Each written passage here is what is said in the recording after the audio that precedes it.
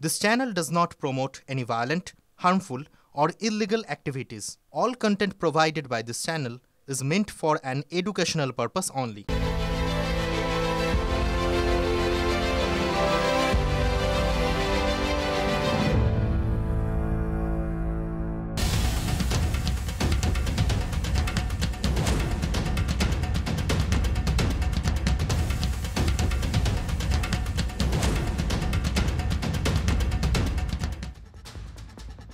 অঘ্রাণ মাস চলছে, অগ্রহায়ণ, বিয়ের এখন ভরা মরশুম।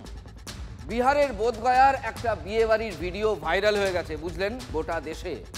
রসগোল্লা ফুরিয়ে যাওয়ায় মারামারি, হাতাহাতি, শুনেছেন কোনোদিন? চেয়ার ছোড়াছুড়ি, কি কাণ্ড ভাবুন তো। সেই তাণ্ডবের ছবি ধরা পড়েছে সিসিটিভিতে।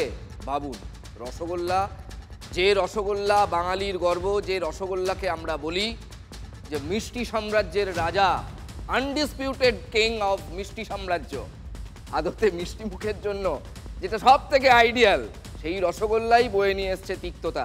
আচ্ছা, আমার একটা প্রশ্ন আছে, নির্বাচন কমিশনও কি বুঝিয়ে দিচ্ছে যে মিষ্টি কথায় যদি কাজ না হয় তাহলে তিক্ততা বাড়বে?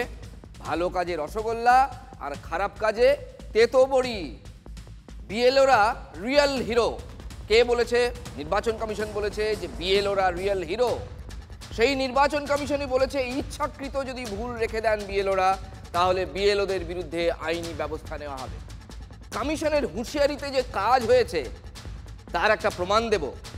যে বিএলওরা ফাঁকি দিচ্ছিলেন, ভুল তথ্য পাঠিয়ে তারা হাত তুলে নিচ্ছিলেন, তারাও কিন্তু সোজা হয়ে গিয়েছেন। হাতে গরম উদাহরণ চান তো? দেখুন, 1 ডিসেম্বর 2208 মৃত্যুহীন ভোট কেন্দ্রের খোঁজ মিলেছিল। আমরা আপনাদের প্রথম জানিয়েছিলাম, মানে এতগুলো ভোট কেন্দ্রে কারো কোনো মৃত্যু হয়নি। প্রথম রিপোর্ট এসেছিল, সেটা তো বিএলওদের দেওয়া তথ্যের ভিত্তিতেই। আমরা সেদিন বলেছিলাম অমরত্বের ঠিকানা। কমিশন জেলা শাসককে কড়া নির্দেশ দিতেই সেই মৃত্যুহীন ভোট কেন্দ্রের সংখ্যা নেমে এসেছে 7-এ, মানে নেই বললেই চলে। অর্থাৎ তেতো বড়িতে কিন্তু কাজ হয়েছে। বেনজল বেরিয়ে যাচ্ছে, সব বেনজল যাতে বেরিয়ে যায় ভোটার তালিকা থেকে, তার জন্য তেতো বড়ি গেলাচ্ছে নির্বাচন কমিশন। আমাদের রাজ্যে এসআইআর এর প্রাথমিক কাজ শেষের পথে। 99% ফর্ম ইতিমধ্যেই ডিজিটাইজড হয়ে গিয়েছে, আপলোড হয়ে গিয়েছে। 16 তারিখ মানে 16ই ডিসেম্বর খসড়া তালিকা প্রকাশ পাবে। তারপর 7ই ফেব্রুয়ারি পর্যন্ত চলবে শুনানি। যাদের শুনানিতে যেতে হবে তারা ইআরও নোটিশ পাবেন। এই পর্বেও বেনজল বাদ দেবে কমিশন, এখনও দিচ্ছে। মানে যারা ফর্ম ফিল আপ করে ভুল তথ্য দিয়েছেন তাদের নাম শুনানিতে বাদ যেতেই পারে। আজ পর্যন্ত 54.5 লক্ষ নাম ইতিমধ্যেই বাদ পড়ে গেছে। আবার ফিগারটা বলছি, 54.5 lakh as of now till date, আজকের দিনে দাঁড়িয়ে। আরও বাদ পড়লে সংখ্যাটা কোথায় গিয়ে দাঁড়াবে একবার ভেবে নিন আপনারা। দেখুন, শুনানির আগে 4 ধাপে পরীক্ষা হবে। অনলাইনে গোটা দেশের তথ্য ভাণ্ডার দিয়ে দেবে নির্বাচন কমিশন। ইআরও দেখবেন একই নাম দুবার আছে কিনা, অর্থাৎ ডুপ্লিকেট নাম থাকলে সেই নাম বাদ যাবে। 2, ছবি মিলিয়ে দেখবেন ইআরও।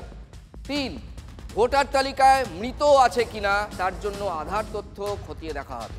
আর 4 হচ্ছে ডেথ রেজিস্ট্রার, ডেথ সার্টিফিকেট মিলিয়ে দেখা হবে। এই 4 ধাপ পাশ করলেই ডাক পড়বে শুনানিতে। সেখানেও যে খুব ফুরফুরে স্বস্তির হাওয়া থাকবে তা কিন্তু নয়। 14ই ডিসেম্বরের পরে যে হিয়ারিং হবে সেখানে লাইভ সিসিটিভি, যেটা সিওর অফিস থেকে ওই সিসিটিভিগুলোকে মনিটরিং করা হয়, এবং সিসিটিভি অফ করে কোনো হিয়ারিং একটা কেসেরও হবে না।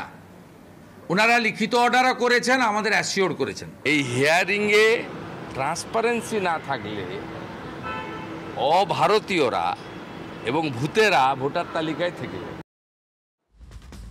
বিরোধী দলনেতা শুভেন্দু অধিকারী বারবার দাবি করছেন যে শুনানির ভিডিও রেকর্ডিং করতে হবে একবারে শুরু থেকে শেষ পর্যন্ত, প্রত্যেক জনের, যাতে বেনজল বেরিয়ে যেতে পারে যদি আরও থাকে।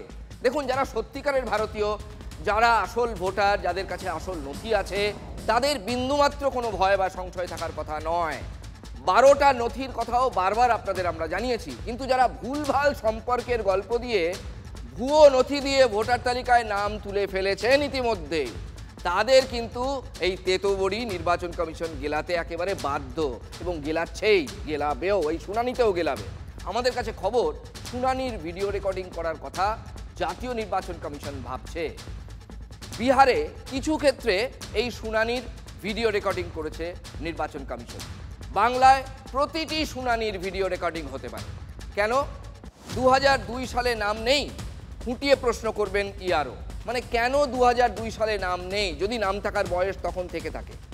প্রোজেনি ম্যাপিংয়েই নজর দিচ্ছে কমিশন, অর্থাৎ এই যে বংশলতিকা, বাবা দাদু, প্রোজেনি ম্যাপিং। যেটা প্রোজেনি ম্যাপিং মানে কি? মানে যারা 2002-এর মা বাবার তথ্য দিয়ে ফর্ম ফিল আপ করেছেন, যাদের 2002 সালে 18 বছর বয়স হয়নি, তাদের কিন্তু কোনো সমস্যা নেই। কিন্তু যাদের ভোটার তালিকায় নাম তোলার বয়স তখন হয়ে গিয়েছিল 2002-এ, তাদের নিজেদের নাম কেন ছিল না? হতেই পারে কেউ নাম তোলেনি, উদাসীনতা থেকেও হতে পারে, এমন কেসও আছে, কিন্তু তাকে সেটা প্রমাণ করতে হবে। 45 বছরের বেশি বয়স হলেই প্রশ্নে জেরবার হওয়ার সম্ভাবনা, যদি এই রকম ক্ষেত্র হয়। সীমান্তবর্তী জেলায় মা বাবার তথ্য দিয়ে ফর্ম ফিল আপ করার প্রবণতা অন্যান্য জায়গার থেকে অনেক বেশি। কয়েকটা টাটকা নমুনা আপনাদের দেখাবো। বাংলার ভোটার তালিকা যেন যেমন খুশি সাজোর মঞ্চ, সাজলেই হলো। এসআইআর না হলে জানাই যেত না কে কোথায় কোন বাংলাদেশের বাবা বা মা হয়ে গিয়েছেন। বাংলাদেশের ভারতীয় বাবা, বাংলাদেশের ভারতীয় মা। কোচবিহারের বক্সিরহাট থানায় ছুটেছেন প্রৌঢ় অমল দাস। 5 মেয়ের বাবা হঠাৎ জানতে পেরেছেন তার একটি ছেলেও আছে। নিজের ছেলে অবশ্য নয়। ভাগ্নি জামাই বিকাশ দাস মামা শ্বশুরকে বাবা বানিয়ে ভোটার কার্ড বানিয়ে ফেলেছেন। এসআইআর এর কাগজপত্র খুঁটিয়ে দেখতেই বিকাশের কীর্তি ধরে ফেলেছেন অমল। এখন ভয় হচ্ছে সম্পত্তি না বেহাত হয়ে যায়। বিকাশ আদৌ বাংলাদেশি নাগরিক তো? উত্তর পাওয়ার আগে অভিযুক্ত বেপাত্তা। এই যে বিকাশ দাস, সে আমাদের ভাই নয়, কিন্তু আমার বাবার ডকুমেন্ট সব চুরি করে নিয়ে ও আমাদের ভাই হয়েছে। কিভাবে যে নিচে চুরি করে নিচে না কি করে নিচে আমি তা তো জানি না। ওরা এইভাবে নিয়ে ওরা আধার কার্ড ভোটার কার্ড সব তৈরি করছে। আমি এই বিএলওর কাছে শুনে তারপরে আমি থানাতে করছি, অ্যাপ্লাই করছি। এখন মিলে দেখলাম, এসে দেখলাম ভোটার কার্ডও তাই আছে, 2025-ও তাই আছে, আবার আধার কার্ডও বিকাশ দাসের ওই অমল দাস আছেন। তারপর দেখলাম যে এটা দিয়ে চেটিং। এক দুশ্চিন্তা তাড়া করেছে রবীন্দ্রনাথ বিশ্বাসকেও। ইনি উত্তর 24 পরগনার বনগাঁ দক্ষিণের ভোটার। এসআইআর এর ফর্ম আসার পর 3 সন্তানের বাবা রবীন্দ্রনাথ জানতে পেরেছেন তার নাকি আরও 2 সন্তান আছে, রাজু ও বিশু। ভুতুড়ে ছেলেদের বাদ দিতে বিডিওর কাছে অভিযোগ দায়ের করেছেন রবীন্দ্রনাথ। দুটো ফর্ম ওটা কোথা থেকে এসছে জানি না, যেটা আমার না, আমার ছেলে না, যে আমাকে মানে বাবা বলে ফর্ম দুটো ওখান থেকে এসছে। আচ্ছা আমি ও 5টা রেখে ও দুটো আবার বিএলের কাছে ফেরত দিয়েছি। তৃণমূল কংগ্রেসের সব দালালগুলো, ফোড়েগুলো যারা এই বিডিওতে পঞ্চায়েতে বসে থাকে, তারা বিভিন্ন সময়ে ডুপ্লিকেট মা বাবা সাজিয়ে এই ভোটগুলো করেছিল। যেখানে ঘটনাটা ঘটেছে এখানকার এমএলএ বিজেপির, এবং যেখানকার আপনি গ্রামের কথা বললেন, আমি খবর নিয়ে দেখলাম সেখানে গ্রামের মেম্বারও বিজেপির। এরা ভালো করে বলতে পারবে। যদি অভিযোগ এরকম পড়ে থাকে সেই অভিযোগটি এনকোয়ারি করে দেখা হবে। আর ডেটা এন্ট্রি মানে আমাদের ডিজিটাইজেশনের কাজ চলছে, সেখানেও দেখতে হবে। জালিয়াতি ছত্রে ছত্রে তমলুকের শালিকাকে মা বানিয়ে ফেলেছেন এক ভোটার। শাশুড়িকে মা বানিয়ে ভোটার হওয়ার উদাহরণ তো অজস্র। এই জালিয়াতদের ভোটার তালিকা থেকে বাদ দেওয়াই বড় পরীক্ষা কমিশনের। কাঁথিতে অধিকারী বাড়ির সামনে, মানে বিরোধী দলনেতা শুভেন্দু অধিকারীর বাড়ির সামনে বসলো মুখ্যমন্ত্রীর ছবি দেওয়া পাড়ায় সমাধানের ফলক। উন্নয়ন প্রকল্পের ফলক বসালেন কাঁথি পুরসভার চেয়ারম্যান সুপ্রকাশ গিরি। 15 নম্বর ওয়ার্ডের 84 নম্বর বুথে বিভিন্ন প্রকল্পের বরাদ্দ ওই ফলকে তুলে ধরা হয়েছে। উন্নয়ন যারা দেখতে পান না তাদের জন্যই এই উদ্যোগ। নাম না করে বিরোধী দলনেতা শুভেন্দু অধিকারীকে কটাক্ষ করেছেন কাঁথি পুরসভার চেয়ারম্যান।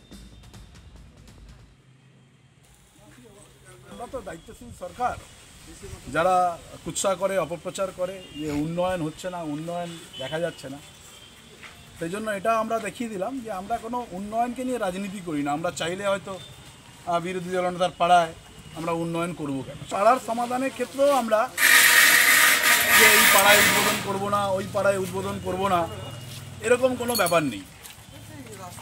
আজকে আমরা মমতা বন্দ্যোপাধ্যায়ের উন্নয়ন সর্বত্র আমরা ছড়িয়ে দিয়েছি। বিস্তর আইনি জট পেরিয়ে অবশেষে বাংলাদেশ থেকে ভারতে ফিরলেন অন্তঃসত্ত্বা সোনালী খাতুন। এখনও বাংলাদেশে আটকে 4 জন। গত জুন মাসে দিল্লি পুলিশের হাতে পরিবার সহ গ্রেফতার হন পরিযায়ী শ্রমিক সোনালী। তারা বীরভূমের পাইকরের বাসিন্দা। সেপ্টেম্বর মাসে সোনালীর পরিবার সহ বাকিদের বাংলাদেশ থেকে ফেরাতে নির্দেশ দেয় কলকাতা হাইকোর্ট। গত 1 ডিসেম্বর বাংলাদেশের আদালতে জামিন মঞ্জুর হয় সোনালীদের। এ সপ্তাহেই সন্তানসহ সোনালীকে ফেরানোর নির্দেশ দেয় দেশের শীর্ষ আদালত। দীর্ঘ টানাপোড়েনের পর অবশেষে ঘরে ফিরলেন সোনালীরা। এই লড়াই শুধুমাত্রই মানে এদের ইতিহাস লেখা হবে। বাংলাদেশে কি পরিশ্রম করেছি গত 44 দিন আমি, এই লড়াইটা কঠিন লড়াই। যে বাংলা কথা বলার অপরাধে দিল্লি পুলিশ বাংলাদেশি সন্দেহে ধরে নিয়েছে, সরাসরি আসাম সীমান্ত ফ্লাইটে করে নিয়েছে আসাম সীমান্ত থেকে বাংলাদেশে কুড়িগ্রাম সীমান্ত দিয়ে রাতের অন্ধকারে ফিরে এসেছে। সকলকে ফেরাতে হবে। আমাদের কাছে কংক্রিট ডকুমেন্টস আছে, আমরা সুপ্রিম কোর্টে একের পর এক প্রডিউস করছি। কি কষ্ট করেছি বাংলাদেশে, দিনের পর দিন অ্যাডিশনাল এসপি অফিসের পিছনে দাঁড়িয়ে থেকেছি, সকালবেলায় গেছি, রাতের বেলা দেখা পেয়েছি, কোর্টে গিয়েছি, কুকুরের মতন মানে কষ্ট করেছি।